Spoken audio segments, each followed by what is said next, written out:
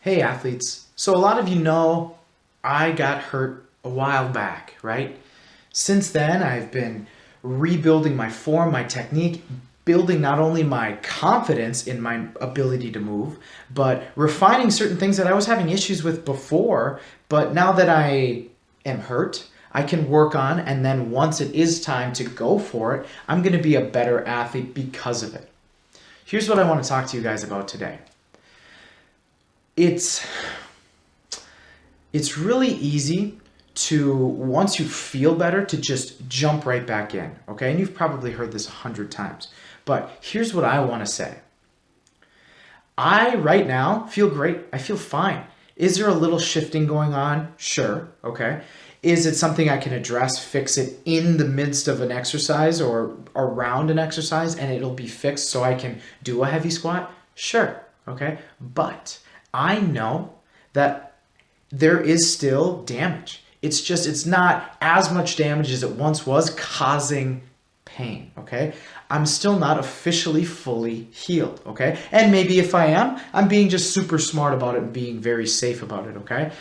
What I do know is even though I feel great and I could go for it, I still can learn technique with lighter weights, with weights around 80% of my max, maybe even 85%, okay? It's heavy enough that if I am having an issue, that issue will come up because my hips are loaded a certain way and I can distinguish, oh, I shifted in my hips. Oh, I need to address that and fix that. Cool.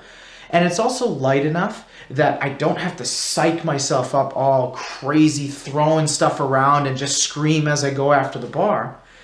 And it's light enough, again, I can maybe put the bar on my back and I can focus. I can take a breath or two extra right before I go, make sure everything is lined up. I can have more attention to, am I having a problem technique-wise? I can have more attention to that. That way, as I'm performing these a little bit heavier repetitions, I know, wow, that form was perfect. That means next week, instead of trying 80%, I'm going to try 85 of what I would normally do. Great, at 85% of what I would normally do, if I can still hone in and focus and make sure that everything is perfect, great, now we'll try 90, now we'll try 95%, and then I will try what I would normally do weight-wise for a set of 6, for a set of 1, whatever, because I took the time to make absolutely sure at the weights preceding this weight that I'm about to do for a 1 rep max or a 6 rep, whatever, I know that all of the weights leading up to this point, I was safe. My movement quality has improved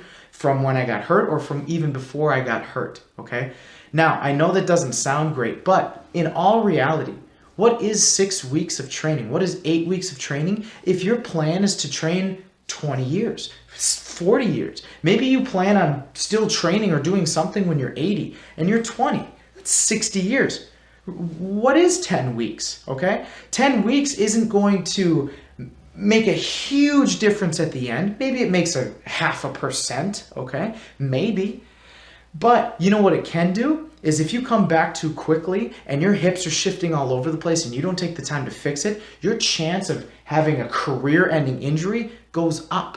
But if you just take the time, like me, I'm doing right now, take an extra couple of weeks to make sure everything is perfect before you go attack it, you might be able to push off injury for a long time if you ever even get injured again. So guys, take the extra time, refine your movements, because even at 80 or 85% of what you would normally do, that can be heavy enough to improve your quality of movement.